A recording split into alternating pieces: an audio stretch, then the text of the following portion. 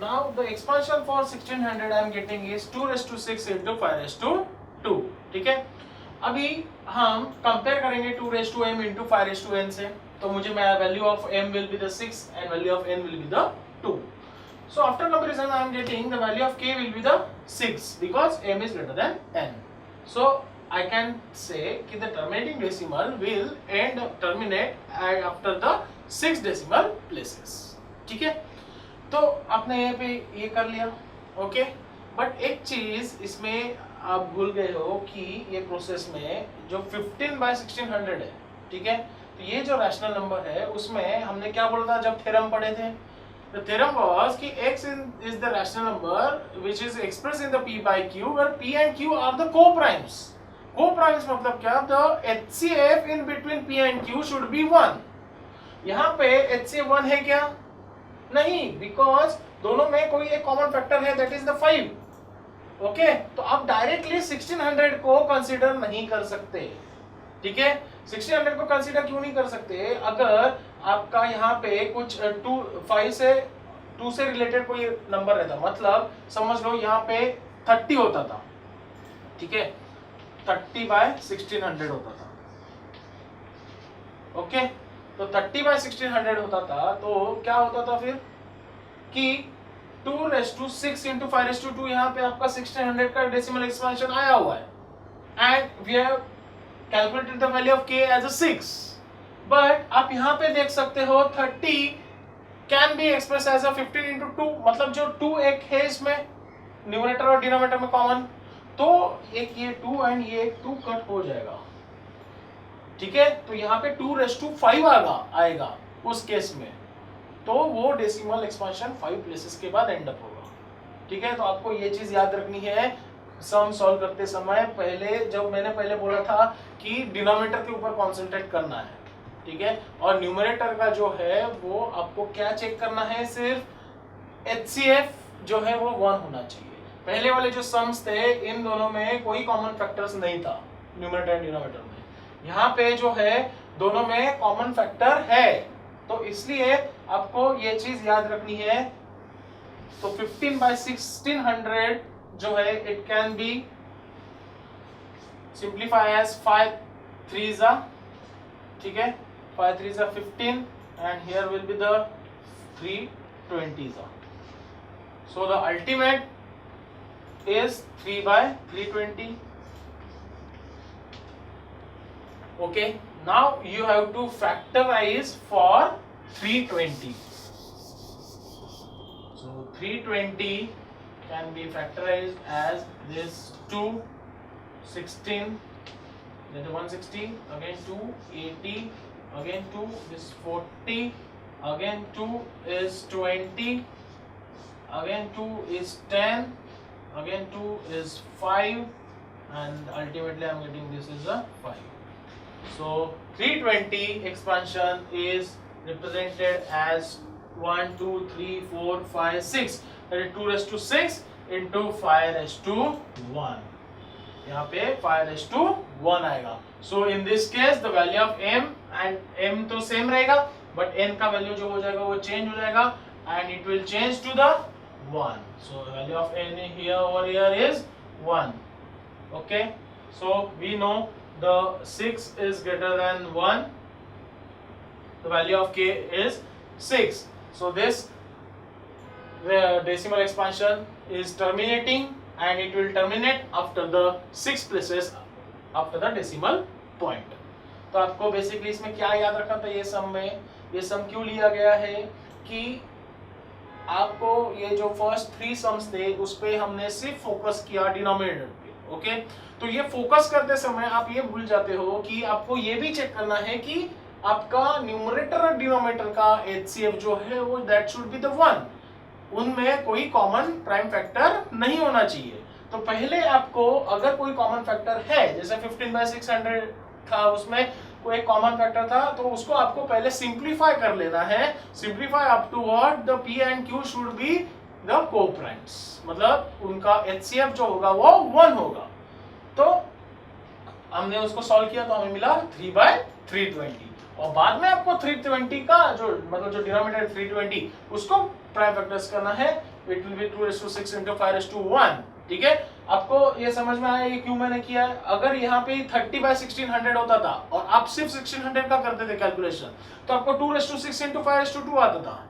ठीक है, बट और हमने तब बोलते थे कि terminating after the this 2 raise to 6 मतलब 6 डिजिट्स 6 प्लेसेस के बाद टर्मिनेट होगा। ओके, बट अगर 30 ऊपर है तो उसमें से एक 2 और नीचे से एक 2 एक कट हो जाने वाला है, नीचे 2 रेस टू 5 आएगा फिर बाद में। ठीक है, तो इसलिए the terminating decimal will terminate at that case by 5 places. तो ये चीज आपको याद रखनी है मेनली कि आंसर में कैसे डिफरेंस हो जाता है। तो उसके लिए आपको क्या करना है कि जो रेशो है, जो रैशनल नंबर है, उनका न्यूमरेटर एंड डिनोमिनेटर में चेक करना है कि HCF इज 1 और नॉट। 1 नहीं है तो आपको कन्वर्ट कर लेना है and then take the denominator. ठीक है, पहले वाले 3 सम में क्या था कि जो रैशनल नंबर से उनके numerator and denominator P and Q having the HCF as 1 only, उनमें कोई कॉमन फैक्टर नहीं था, तो इसलिए हमने फोकस किया डिनोमिनेटर पे। एक्चुअली फोकस करना होता है डिनोमिनेटर पे ही, बट उसके पहले का जो स्टेप है वो मैंने बताया, क्योंकि आप ये भूल जाते हो, अब से भी याद रखते हो कि डिनोमिनेटर पे फोकस करना है। उस टाइम पे आपको क्या एक चीज उसके पहले क्या करना है, फोकस तो डिनोमिनेटर पे ही करना है, पर उसके पहले एक स्टेप जो है इंपॉर्टेंट, वो क्या है, you have to check the numerator and denominator having the HCF only 1। ये चेक करना है, अगर नहीं है तो उसको सिंप्लीफाई करो एंड उनका जो HCF है वो 1 करो। ठीक है, तो ये हुआ एक sum. Now we are taking the next sum as a 13/3125। Okay, अभी हम यहाँ पे देख सकते हैं दोनों का HCF जो है वो 1 है, because 13 is a prime number only. अभी डिनोमिनेटर पे फोकस करना है तो 3125 का प्राइम फैक्टराइजेशन करना है, तो it is not divisible by 2, then we will go for the 3 का डिविजिबिलिटी टेस्ट क्या है, sum of the digits, if the sum is divisible by 3 then the number is also divisible by 3। So we are summing up the digit 3 plus 1 4 plus 2 6 plus 5 11. 11 is not divisible by 3, so this number is also not divisible by 3. So we'll go for the 5. 5 से divide करते तो हमें क्या मिलेगा, 5 6 are 30, then 5 2 are 10, then 5 5 are 25. Again we will divide by 5, then 5 1s are 5, 5 2s are 10, then 5. Again 5, then I am getting is 25. Then again 5, here is 5, and ultimately is 1. So 3125 can be represented as 1 2 3 4 5, that is 5 raised to 5, because 5 are getting multiplied 5 times. So 3125 is expressed is 5 raised to 5.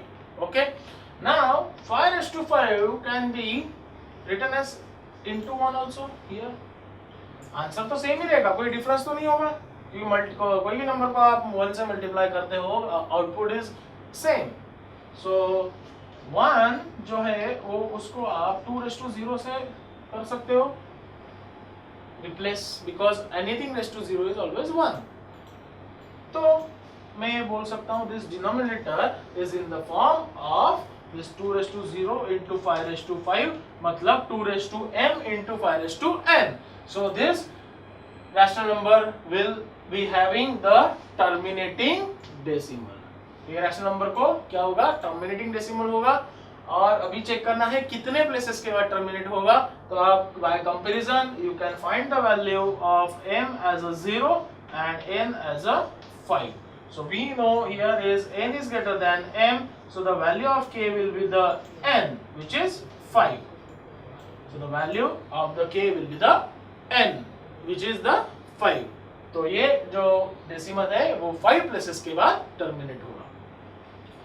तो ये हुआ 13/3125, which is the terminating decimal, and it will terminate after the 5 places. Now the next is 23/2 cube into 5 square. अभी यहाँ पे देख सकते हो numerator जो है प्राइम नंबर है, ठीक है, और नीचे दोनों का डिनोमिनेटर और न्यूमरेटर का जो HCF है वो 1 है। फिर आप directly concentrate on denominator, so by concentrating on denominator I am getting is already it is given as 2 cube into 5 square. means it is in the form of 2 raised to m into 5 raised to n, right? So this is the terminating decimal. So it is also the terminating decimal. Now we will calculate after how much places. तो आप check करो, यहाँ पे m का value 3 आएगा, यहाँ पे 2 आएगा. So here m is greater than n, so the value of k will be the m, which is a 3. So this will terminate after the 3 places. So 23 by 2 cube into 5 square will terminate after the 3 decimal places. Now we are taking the next is 35 by 50. 35 by 50. अभी यहाँ पे देखो denominator is 50 but numerator और denominator का जो HCF है वो 1 नहीं है, ठीक है? तो 1 नहीं है तो इसलिए आपको पहले उसको सिंप्लीफाई कर लेना. तो 7 अगर आप 5 से डिवाइड करते हो तो 5 7 जा 35 एंड 5 10 जा. So I am getting answer is 7 by 10. Okay, now this 10 can be expressed as a 2 into 5. 7 by 2 into 5 हो जाएगा ये. This 10 is represented as a 2 into 5. So this is in the format of 2 raised to m into 5 raised to n, where m and n are 1. ठीक है? तो अभी यहाँ पे आप वो देख सकते हो कि ये 2 raised to m into 5 raised to n के फॉर्मेट में हो गया है. तो इसका मीनिंग क्या है? This expansion is having the terminating decimal. So this expansion is having terminating decimal. अभी देखना है कि कितने प्लेसेस के बाद टर्मिनेट होगा. तो यहाँ पे देखो आप m का वैल्यू भी 1 है और n का भी 1 है, because 2 raised to 1 into 5 raised to 1. Power में कुछ नहीं है तो उसका मीनिंग क्या है? पावर में 1 है. दैट इज 2 है तो उसका मीनिंग है 2 raised to 1. 5 है उसका मीनिंग है 5 raised to 1. तो आप जब इससे 2 raised to m into 5 raised to n से कंपेयर करोगे, the value of m and n will be the 1. और दोनों वैल्यू सेम है तो k का वैल्यू भी सेम, दैट इज 1 ही होगा. k का वैल्यू भी क्या होगा? 1 होगा. So it will terminate after the 1 decimal place. So 35 by 50 is a terminating decimal which terminate after the 1 decimal. Now the next is 77 by 210. Now here also the HCF of numerator and denominator is not 1. So we will convert and simplify. So 7 11 जा 7 30 जा. तो 7 से हम divide करते हैं तो हमें numerator में 11 मिलेगा और डिनोमिनेटर में 30. So ultimately this rational number is 11 by 30. Now 30 को है आपको प्राइम फैक्टर्स करना है. सो 30 ये 2 15 then it is divisible by 3. So 5 and 1. Okay, so 30 can be represented as 2 into 3 into 5. अभी यहाँ पे 2 into 5 तो है, 2 and 5 है, बट एक एक्स्ट्रा भी नंबर आ रहा है, दैट इज a 3. तो इसलिए ये जो डेसिमल एक्सपेंशन होगा वो होगा non terminating recurring. So for this is non terminating recurring because it is not purely in the form of 2 raised to m into 5 raised to n. So that's why this will get the non terminating recurring. Now the next is 129 by 2 square into 5 raised to 7. 129 by 2 square into 5 raised to 7. Now here the denominator is already in the format of 2 raised to m into 5 raised to n. So we directly can say this is the terminating decimal. तो हम क्या बोल सकते हैं? This is a terminating decimal.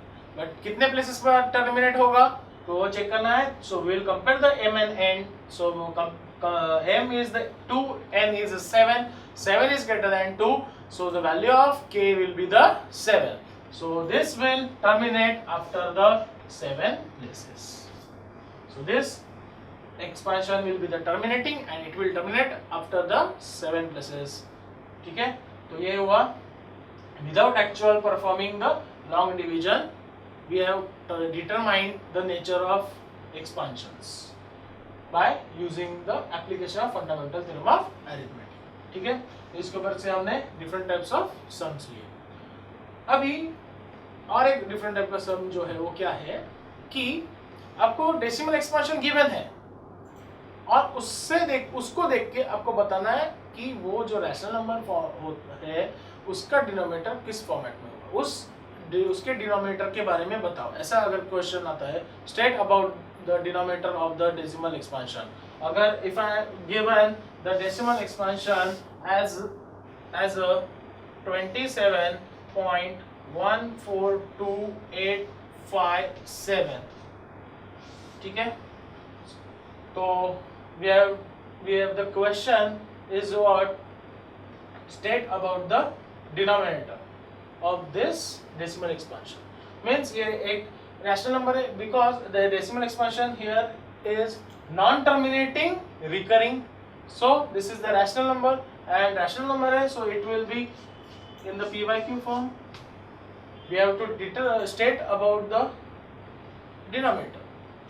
तो मैं बोल सकता हूँ यहाँ पे कि ये जो है नॉन टर्मिनेटिंग रिकरिंग डेसिमल है, तो इसलिए इसका जो डिनोमिनेटर होगा it will B not purely in the form of 2m into 5n, उसके यहाँ 2 and 5 के अलावा और एक भी जो एक्स्ट्रा प्राइम फैक्टर होगा, तो आप ये डिनोमिनेटर के बारे में बोल सकते हो। वही अगर 0.120 1200 12000 एंड सो ऑन। अभी इसके बारे में क्या बोल सकते हैं, तो पहले तो आप देख सकते हो कि this decimal expansion is non terminating non recurring. ये जो एक्सपांशन है वो क्या है, नॉन टर्मिनेटिंग है एंड नॉन रिकरिंग भी है, इसमें कोई भी डिजिट है वो रिपीट नहीं हो रही है, ठीक है। So this expansion is non terminating non recurring, so it will show the irrational number. It is showing the irrational number. It is not a rational number. तो ये हुआ अलग टाइप ऑफ सम, ठीक है। तो हमने क्या क्या देखा, the application of fundamental theorem of arithmetic. The last is the determining the nature of decimal expansions of rational numbers. rational number जो होते हैं वो p by q फॉर्मेट में होते हैं, फिर P and Q are the co-primes. HCF of P and Q is 1.